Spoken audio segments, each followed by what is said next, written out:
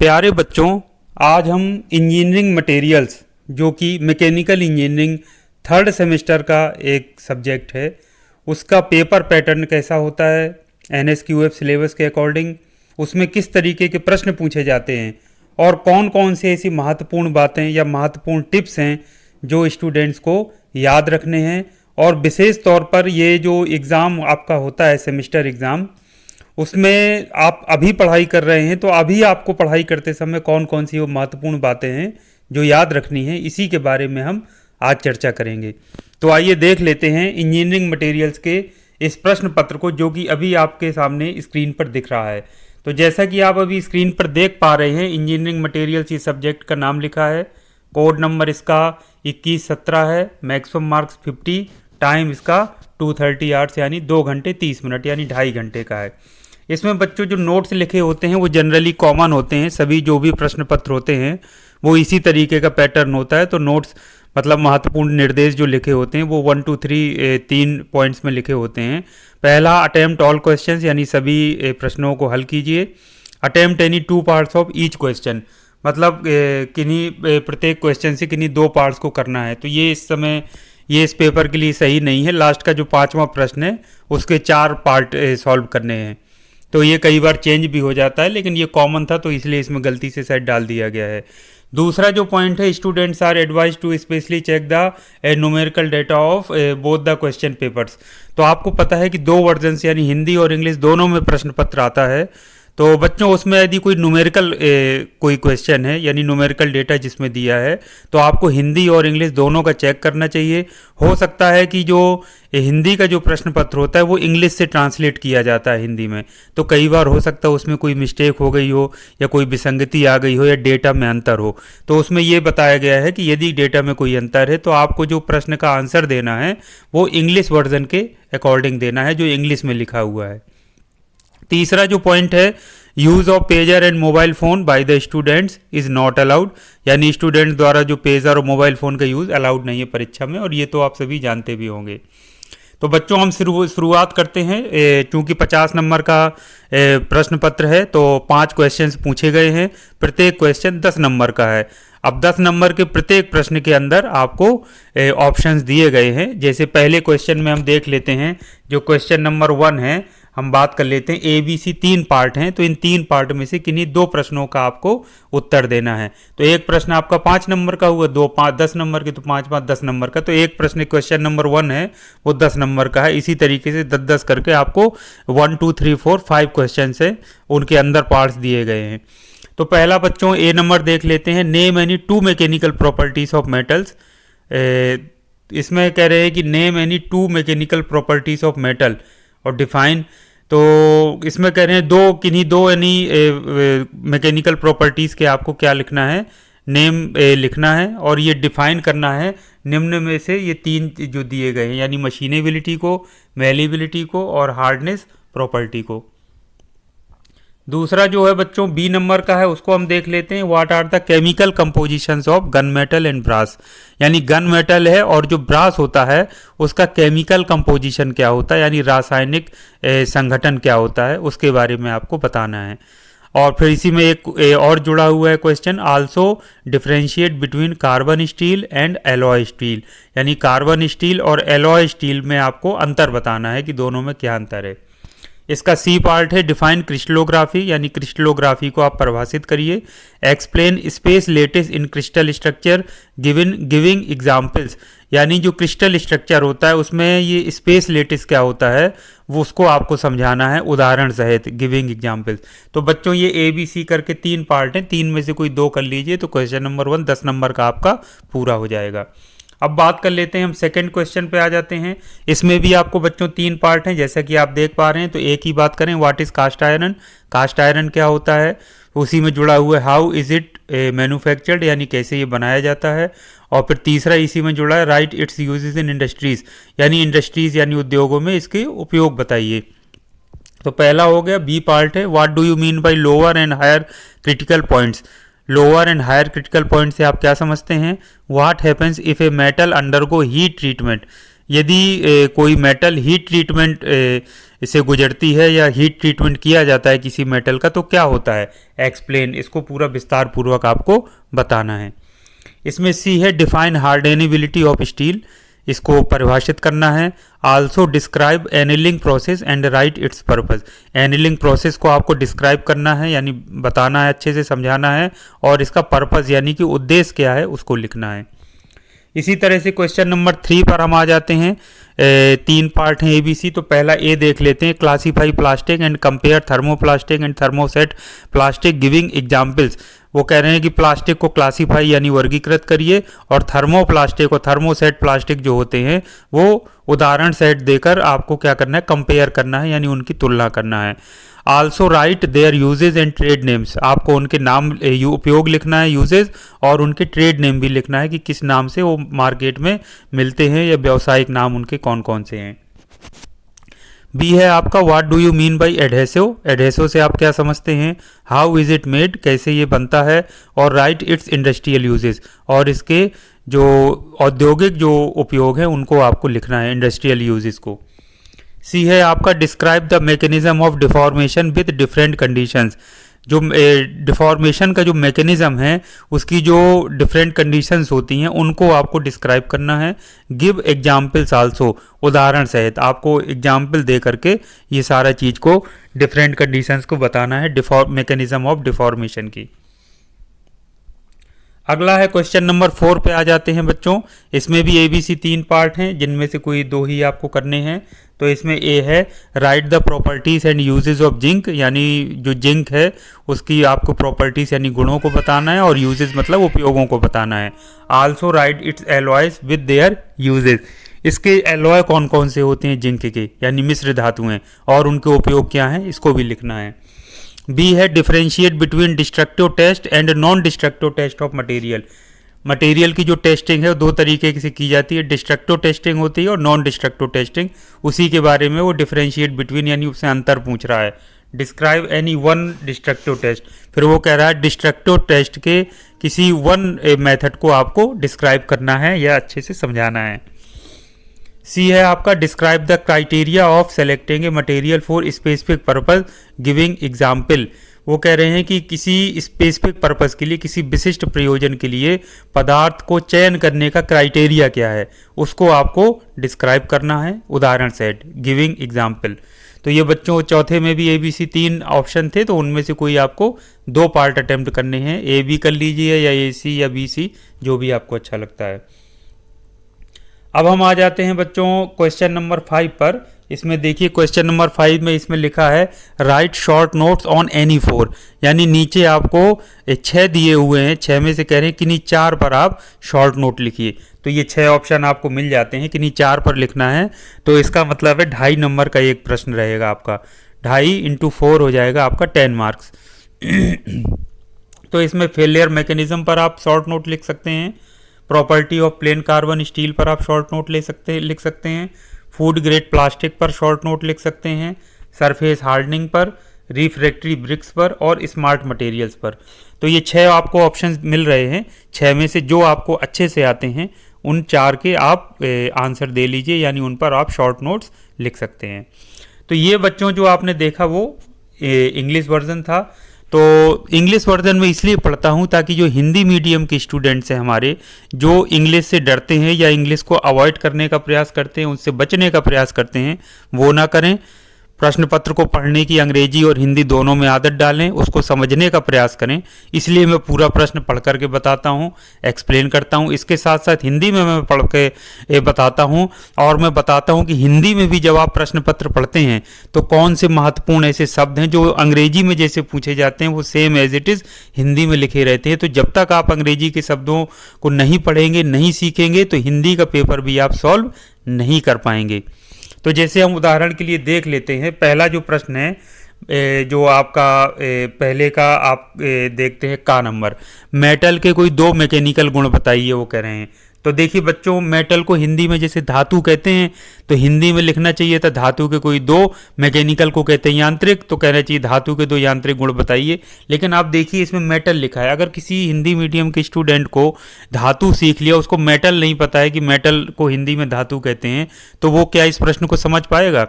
या मैकेनिकल गुण बताइए, वो पढ़े बैठा है यांत्रिक गुण बताइए, तो वो समझे नहीं पाएगा ये मैकेनिकल गुण क्या होते हैं, या तो अंदाज़ा लगा के करेगा। तो बच्चों इसलिए मैं कहता हूँ कि इसमें मैं प्रत्येक प्रश्न पत्र जो भी डिस्कस करता हूँ उसमें मैं आपको पॉइंट टू पॉइंट ये चीज़ बताता हूँ कि देखिए हिंदी में बच्चों इंग्लिश के कितने सारे शब्द एज इट इज़ लिख दिए गए हैं हिंदी में ही करके, उनको हिंदी में प्योर ढूंढकर शब्द उनको नहीं लिखा जाता है। तो ये महत्वपूर्ण बात यह है कि जब आप पढ़ाई कर रहे हैं, नोट्स बना रहे हैं, तो वोकेबलरी अपनी बनाइए, जो मेन टॉपिक्स हैं, सब टॉपिक्स हैं, जो मेन टेक्निकल टर्म्स हैं, उनको अच्छे से आप पढ़िए और समझिए, तभी आप अच्छे से परीक्षा में सफल हो पाएंगे। इसके साथ साथ आगे चलकर जो फाइनल ईयर के बाद जब आप किसी भी कंपटीशन के एग्जाम्स में बैठेंगे या इंडस्ट्री में जॉब करेंगे तो वहाँ पर आपके लिए बहुत आसान होगा और सहूलियत मिलेगी। नहीं आप कहीं भी compete नहीं कर पाएंगे और कहीं ना कहीं आपको प्रॉब्लम्स आएंगी बहुत ज़्यादा। इसके अलावा निम्न गुणों की परिभाषा दीजिए, देखिए लिखा है। अब इसके में बताइए मशीनन योग्यता, आघात वर्धनीयता और ये कठोरता। तो ये देखिए हिंदी में बिल्कुल प्योर लिख दिए हैं। तो चलिए अगर हिंदी में लिख दिए हैं तो अच्छी बात है। अगला है उसमें खा नंबर जो ऑप्शन है आपका, वो गन मेटल एवं पीतल की रासायनिक कंपोजिशन को बताइए। अब देखिए गन मेटल को देखिए, गन मेटल लिख दिया बिल्कुल जैसा अंग्रेजी में था सेम, और इसमें पीतल इसको लिख दिया हिंदी में, लेकिन रासायनिक केमिकल कंपोजिशन को, केमिकल को तो रासायनिक लिख दिया लेकिन कंपोजिशन को कंपोजिशन ही रहने दिया। अगर किसी स्टूडेंट को कंपोजिशन का नहीं पता कि संगठन होता है या उसका जो क्या उसका संगठन है, जो मतलब क्या क्या किन किन चीज़ों से मिलकर के बना है, उसके बारे में नहीं उसको जानकारी है, तो वो कहीं ना कहीं इस प्रश्न में कंफ्यूज हो जाएगा। इसलिए बच्चों कह रहा हूँ कि हिंदी वाले जो स्टूडेंट्स हैं हमारे बहुत मेहनती होते हैं, काबिल होते हैं, लेकिन वो इंग्लिश को जो अवॉइड करने का प्रयास करते हैं वो ना करें और मेहनत करें और अच्छे से इंग्लिश के टर्म्स को सीखें। उसके अलावा बात लिखा है कार्बन इस्पात एवं एलॉय इस्पात में अंतर भी बताइए। फिर देखिए बच्चों एलॉय मतलब मिश्र धातु होती है, इसमें मिश्र धातु नहीं लिखा, लिखा है एलॉय इस्पात। स्टील को तो इस्पात लिख दिया है लेकिन एलॉय को इस मिश्र धातु न लिख करके एलॉय लिख दिया। तो बच्चों जब तक आपको नहीं पता होगा कि एलॉय मिश्र धातु को कहते हैं, आप प्रश्न पत्र नहीं सॉल्व कर पाएंगे। या तो परीक्षा में आएगा तो अंदाजा लगाएंगे या पीछे आगे दाएं बाएं स्टूडेंट से पूछने का प्रयास करेंगे या टीचर से पूछेंगे कि सर जी एलॉय मीन्स क्या होता है, हमको बता दीजिए। तो एक डिप्लोमा इंजीनियर जो स्टूडेंट पढ़ाई कर रहा है, आगे एक जूनियर इंजीनियर बनेगा, तो उसके लिए ये स्थिति बिल्कुल उचित नहीं है कि छोटे छोटे शब्द जो टेक्निकल टर्म्स हैं, जो हेडिंग्स हैं, सब हेडिंग्स, जो मेन वर्ड्स हैं, वो समझ ना पाए और उन्हीं का वो उसको पता ना हो कि अरे इसको बोलते क्या है। तो ये स्थिति किसी भी स्थिति में अच्छी नहीं कही जा सकती और इसका कहीं ना कहीं खामियाजा आपको आगे चल के भुगतना पड़ेगा यदि आप इन सब चीज़ों पर ध्यान नहीं देते हैं। तीसरा जो महत्वपूर्ण गा प्रश्न देखिए, क्रिस्टलोग्राफी की परिभाषा दीजिए। क्रिस्टलोग्राफी जैसा अंग्रेजी में लिखा था सेम एट इज लिख दी, बिल्कुल वैसे का वैसे लिख दिया है। अब आप देखिए कि क्रिस्टलोग्राफी को हिंदी में अब मुझे याद नहीं आ रहा है क्या कहते हैं, लेकिन कुछ ना कुछ कहते ज़रूर हैं। और क्रिस्टलोग्राफी के जो बच्चे जो हिंदी मीडियम के हैं वो किताब से हिंदी शब्द ढूंढकर उसको लिखे होंगे और उसको पढ़े होंगे और क्रिस्टलोग्राफी शब्द छोड़ दिए होंगे क्योंकि उनको कठिन लग रहा होगा। तो बच्चों देखिए इसमें तो पूछ लिया क्रिस्टलोग्राफी, अब जो हिंदी का शब्द आप याद किए बैठे हैं वो उसमें आया वही है, लेकिन आप समझ ना पाने की वजह से क्या होगा, उसका उत्तर लिख पाने में असमर्थ होंगे, जिससे आपको कहीं ना कहीं समस्याएं उत्पन्न होंगी। अब कह रहे हैं क्रिस्टल संरचना में स्पेस लैटिस को उदाहरण से समझाइए। अब स्पेस लैटिस को भी बच्चों हिंदी में कुछ ना कुछ कहते होंगे, लेकिन स्पेस लैटिस को देखिए हिंदी में भी वैसे लिख दिया स्पेस लैटिस, अंग्रेजी में भी लिख दिया। तो जब तक आपको स्पेस लैटिस जो वर्ड है इंग्लिश वाला, यदि आपने उसको नहीं समझा होगा नोट्स बनाते समय, पढ़ाई करते समय, तो आप उसको नहीं लिख पाएंगे, उत्तर उसका नहीं दे पाएंगे या फिर आप कन्फ्यूज रहेंगे। तो ये सामने आपको लाइव उदाहरण में दिखा रहा हूँ पेपर के द्वारा कि किस तरह से प्रश्न पत्र में शब्द आते हैं, पूछे जाते हैं और आपको किन बातों का ध्यान रखना है। दूसरा प्रश्न देख लेते हैं, का ढलवां लोहा क्या है। बहुत अच्छा हिंदी में टोटल लिख दिया। इसका निर्माण कैसे किया जाता है, उद्योग में इसके उपयोग बताइए। बिल्कुल शुद्ध हिंदी में बढ़िया पूछ दिया। ठीक है, आप हिंदी में लिख दीजिए, कोई दिक्कत नहीं। अगला है निम्न एवं उच्च संवेदनशील तापक्रम से आप क्या अब देखिए संवेदनशील जो शब्द है उसका और अंग्रेजी का जो सीखे वो शब्द है, मान लीजिए संवेदनशील की जगह वो जो अंग्रेजी का शब्द था वही लिख देता तो आप क्या करते, आप नहीं समझ पाते। और इसमें हो सकता है कि संवेदनशील जो लिख दिया है वो जरूरी थोड़ी है कि सही उसका हिंदी शब्द हो सकता है हिंदी शब्द कुछ और हो, कई बार गूगल से ट्रांसलेशन करते हैं या नहीं समझ में आता है तो हिंदी में ट्रांसलेशन कर दिया जाता है, तो वो भी कई बार समझ से परे हो जाता है। तो इन सब चीज़ों को आप ध्यान दीजिए और कोशिश कीजिए कि अंग्रेजी शब्द जो अंग्रेजी वाला जो वर्जन है उसको ज़रूर एक बार देखें, उसको समझने का प्रयास करें। जब कोई धातु का ऊष्मा उपचार किया जाता है तो क्या होता है, इसको समझाना है। ठीक है, समझा दीजिए। गा नंबर है, इस्पात की कठोरण योग्यता को समझाइए। ठीक है, बिल्कुल शुद्ध हिंदी लिख दिया, बहुत अच्छी बात है। एनिलिन अनिलन प्रक्रम को एनिलिन को अनिलन प्रक्रम कह रहे हैं, उसको समझाइए और इसके उद्देश्य बताइए। ठीक है, अगर आपने इस रूप में पढ़ा है तो आप इसको समझा दीजिए, लेकिन अनिलन को एनिलिंग लिखा होगा तो हो सकता है आप उसको ना बता पाएँ कि अरे हमने तो अनिलन पढ़ा था, ये एनिलिंग क्यों लिखा हुआ है। तो इस तरीके की छोटी छोटी गलतियाँ आपसे हो सकती हैं, वो गलतियाँ आपको नहीं करना है। तीसरा आ जाइए प्रश्न का नंबर, प्लास्टिक का वर्गीकरण कीजिए। ठीक है, वर्गीकरण आप कर दीजिए। उदाहरण से थर्मोप्लास्टिक एवं थर्मोसेट प्लास्टिक में अंतर बताइए। ठीक है, इनके प्रयोग एवं ट्रेड नाम भी बताइए। अब ट्रेड नाम मतलब व्यापारिक नाम, तो व्यापारिक नाम या व्यावसायिक नाम आपने पढ़ा हो हिंदी में, ट्रेड नेम आ गया तो अब आप परेशान हो गए ये ट्रेड क्या होता है। तो बच्चों ये भी देखिए, कहीं ना कहीं अंग्रेजी के शब्द जरूर आएंगे किसी न किसी रूप में। खा देख लीजिए, पूरा का पूरा प्रश्न ही बस ये लिखा है से आप क्या अभिप्राय, एडहेसिव लिखा है। एडहेसिव को हिंदी में क्या कहते हैं, एडहेसिव मतलब जोड़ने के लिए जो पदार्थ या चिपकने वाला जो पदार्थ होता है उसको कहते हैं। अब उसको हिंदी में कुछ और कहा जाता होगा, एडहेसिव तो अंग्रेजी शब्द है।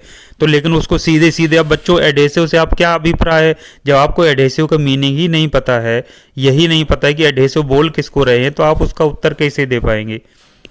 जबकि हिंदी में हो सकता है आप याद करके बैठे हों। अब इसे कैसे बनाया जाता है, इसके औद्योगिक उपयोग भी बताइए। तो इसके औद्योगिक उपयोग आप बताइए, इंडस्ट्रियल यूजेस क्या हैं। गा है आपका विभिन्न दशाओं में विरूपण की यंत्रावली समझाइए, उदाहरण भी दीजिए। तो विभिन्न दशाओं में जो विरूपण, जो डिफॉर्मेशन होता है, उसका मैकेनिज्म की जो हम बात कर रहे थे वो है। तो मैकेनिज्म को देखिए इन्होंने यंत्रावली लिख दिया है। तो ये बच्चों अगर आप ध्यान से समझें तो जो मैकेनिज्म माने ठीक है यंत्रावली तो होता है, लेकिन यहाँ मैकेनिज्म ऑफ डिफॉर्मेशन जो कहा गया है, तो मैकेनिज्म के और कई मीनिंग होते हैं। तो ये बिल्कुल सही हिंदी शब्द नहीं निकल करके आ रहा है जो कि एग्जैक्ट फिट बैठे बिल्कुल शुद्ध हिंदी के रूप में। तो बच्चों बेहतर ये होगा कि मैकेनिज्म ऑफ डिफॉर्मेशन आप उसको समझें अंग्रेजी में, तो वो आपके लिए ज़्यादा लाभप्रद होगा और आपको आगे भी काम आएगा, ना कि आप विरूपण की यंत्रावली इस तरीके से उसको समझें। समझना आपको आना चाहिए इंग्लिश में और हिंदी में दोनों। आप हिंदी हमारी मातृभाषा है, आप उसका उत्तर हिंदी में दीजिए, इंग्लिश में दीजिए या हिंदी इंग्लिश मिक्स करके दीजिए, वो चॉइस आपकी है। लेकिन समझ हमको आनी चाहिए, हर चीज़ का हमको मीनिंग पता होना चाहिए, ये बहुत ज़्यादा ज़रूरी है।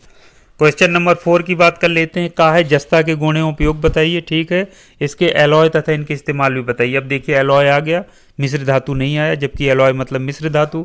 खा है आपका पदार्थों के विनाशी एवं अविनाशी परीक्षणों में अंतर बताइए। ठीक है, डिस्ट्रक्टिव नॉन डिस्ट्रक्टिव को देखिए विनाशी अविनाशी लिख दिया।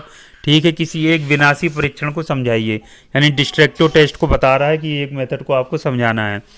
गा है किसी विशिष्ट उपयोग के लिए पदार्थ के चयन के मापदंडों का वर्णन उदाहरण देकर कीजिए। तो आपको पदार्थ के चयन के मापदंड होते हैं, उनको उदाहरण सहित आपको समझाना है जब किसी विशिष्ट उपयोग के लिए हम उसका यूज कर रहे हों। तो ठीक है, आप उसको बता सकते हैं, लेकिन इंग्लिश में भी इसको जरूर आप सीखिए कि इंग्लिश में इसका क्या कहना चाह रहा था। 5वां है किन्हीं 4 के आपको उत्तर देना है। अब आप देखिए टूटने की यंत्रावली, अब आप देखिए फेलियर मैकेनिज्म को टूटने की यंत्रावली।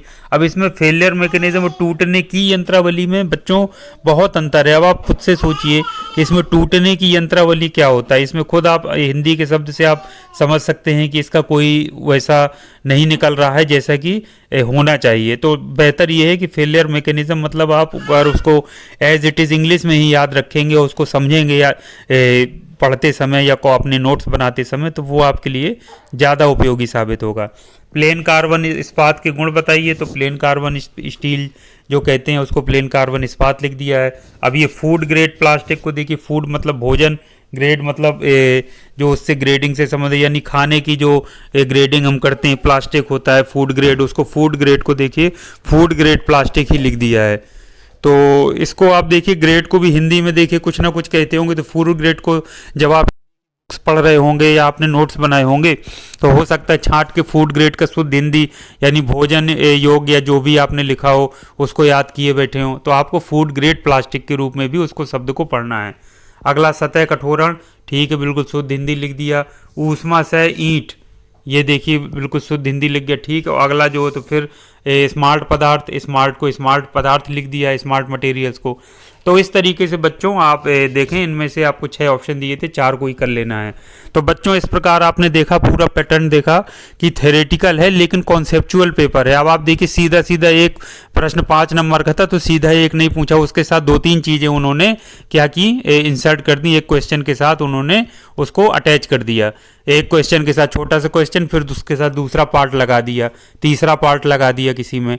तो इस तरीके से बच्चों कॉन्सेप्ट जब तक आपको क्लियर नहीं होगा, पेपर लेंदी है थ्योरेटिकल सारा, लेकिन ये लेंदी पेपर है। जहाँ डायग्राम की आवश्यकता बने वहाँ डायग्राम बनाइए।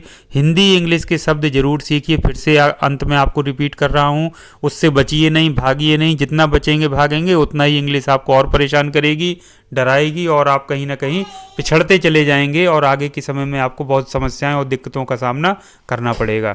तो बच्चों यही था मेरा आज का महत्वपूर्ण जो आपका डिस्कशन था पेपर का, उसको मैंने डिस्कस किया। इसी तरीके के एक प्रश्न नए पत्र के साथ मैं नेक्स्ट टाइम आपसे फिर डिस्कशन करूंगा।